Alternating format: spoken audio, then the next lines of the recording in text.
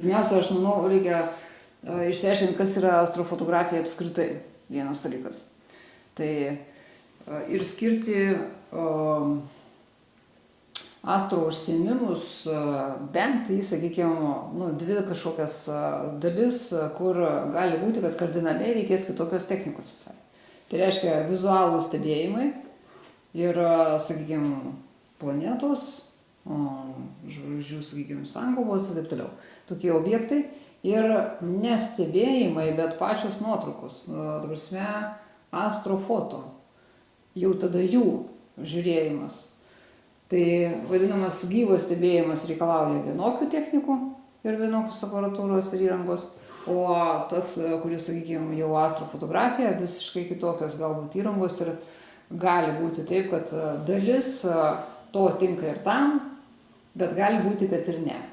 Tai nuo to pradedam galvoti apie vadinamą pomėgį astrofotografiją ar apskritai astro mėgėjas ar astro kažkoks jau patyręs, sakykime, labiau žinantis, daugiau, sakykime, išmanantis apie apskritai astronomiją.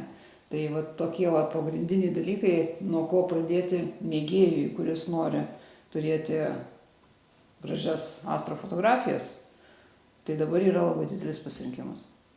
Ir tiek nuo klasikinių tų, sakykime, įrangų, kurios gal ir stambesnės, gal ir daugiau reikia įvairių techninių žinių, kaip susikomplektuoti, ką susikomplektuoti, kaip naudotis. Tuo pačiu turi pliusus, kad viskas gali keistis. Keičiama kamera, keičiama tas ir taip toliau.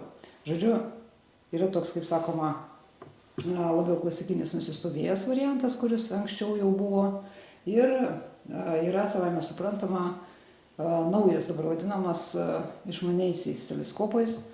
Žodis teleskopas kai kam kliūva, kad jis, sakykime, dėl savo mažumo neprimena didelio vamzdžio, neturi kažkokio, neturi, sakykime, kažkokių super didelių, kažkokių tvirtų kojų ir neturi kažkokio aparato sugautų funkcijų ir taip toliau.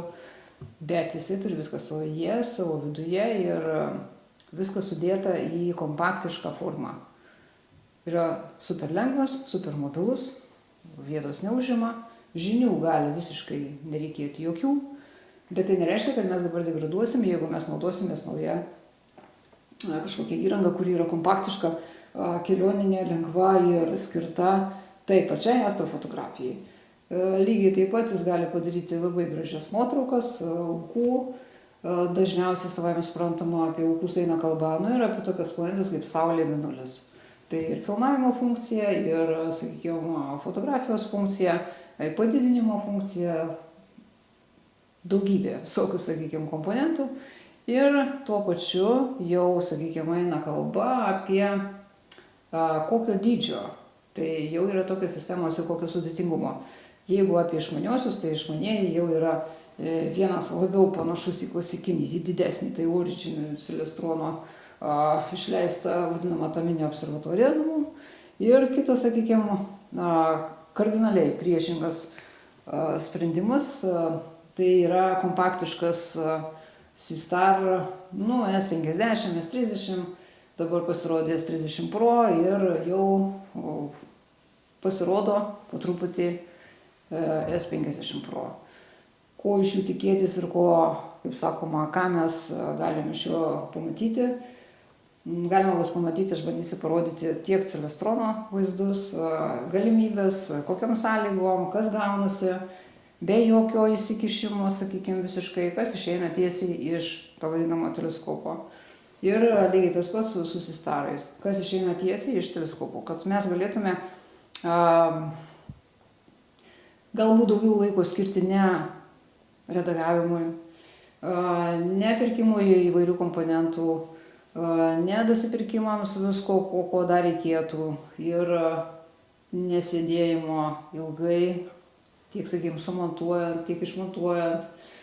Mes turim labai ribotus laikus, kiek yra to vadinamo giedro dangaus. Tai reiškia, jeigu neina kalba apie mobilumą, kad pasimsiu ir nusivešiu didesnę sistemą, tai apskritai mes turim tada žiūrėti tą laiko taupymą efektyviau kažkaip. Ir faktas, kad kiekvieną kartą geriau, kaip sakoma, grinai ekspozicijai palikti kiek įmanoma daugiau tų vadinamų tarp debesų gabaliukų. Ir jeigu, kad, žinot, nuvažiavau, susimontavau, kol susimontavau, debesis užėjo, išsimontavau, vėl parsivežiau. Tai su kompaktiškais šito neatsitinka, todėl kad paspaudžiau mygtuką, darau kitą funkciją kokią nors, pavyzdžiui, užslinko debesį, sukus fotografuojant, aš galiu pereiti prie funkcijos tiesiog žvaigždžių treilas. Tai yra labai gražu. Tiesiog timelapsas. Yra daugybė funkcijų, kurios, galima sakyti, reikėtų vežtis vieną įrangą vienam tikslui, kitą įrangą antram tikslui, trečią įrangą trečiam tikslui ir viską susisteltų. Ir tada žiūrėjom, vieną išjungiam, kitą pajungiam. Taip mes galim, sakykime, viską irgi išspręsti, bet čia yra viskas viename. Viskas viename reiškia filmavimas mėnulio, filmavimas saulės, filmavimas bet kokios scenos dieną ar tai būtų naktį, filmavimas ir fotografavimas ir stikavimas to pačio paukščių tako, timelapsas, žvaigždžių treilai, žvaigždžių treilų, netgi po stikavimo galima padaryti ir video, kaip viskas vyko, iš kur jie atsirado. Įdomių funkcijų, viskas viename ir nesakau, kad šitie pakeis viską. Gal, žinot, nepakeis visko, kas buvo, bet kad šalia atsiranda naujos galimybės ir naujas požiūris. Ir viską galima pasidaryti, kaip sakoma, pačiam nelabai ką darant. Tai irgi kaip ir pliusas. Pliusas šiais laikais, kai mes turim net ne vieną hobį, o kelis, pavyzdžiui, arba laiko sutaupimo prasme, nes vėlgi mes nenorim, ne visi norim sėdėti prie programų, ne visi norim jas įsigyti, galbūt ne visi norim gilintis, kokios man čia įrangos ir ką su kuo sutapdinti, ką nusipirkti, kaip, sakykime, tai turėtų atrodyti. Pabandžiau, nepatiko rezultatas, bėgu vėl nusipirku kažką. Čia galima sakyti, tiek daug žinių nereikia. Tai nereiškia degradavimas, tai reiškia, kad kol, sakykime, daro kažkokį, sakykime, nuotraukas kadrus, tuo metu galima domėtis tą pačią astronomiją, skaityti viską, sakykime, gilintis, žiūrėti į dangų galų gale. Viskas neatimama iš mūsų, viskas, kas buvo, lieka. Tik dasideda techninio darbo už mus padarimas. Tai yra žingsnis į priekį ir žingsnis nemažas į priekį, nes jeigu pažiūrėtume kokybę, ką mes galim išpešti iš to mažo tokio žaisliuko vadinamo, tai galim po to darytis raw failus pasiėmę viską patys, kaip ir įprastai, bet galim ir nieko nesidaryti, todėl kad kai kas išeina labai geros kokybės ir tikrai pakankamai gerai, gražiai matosi.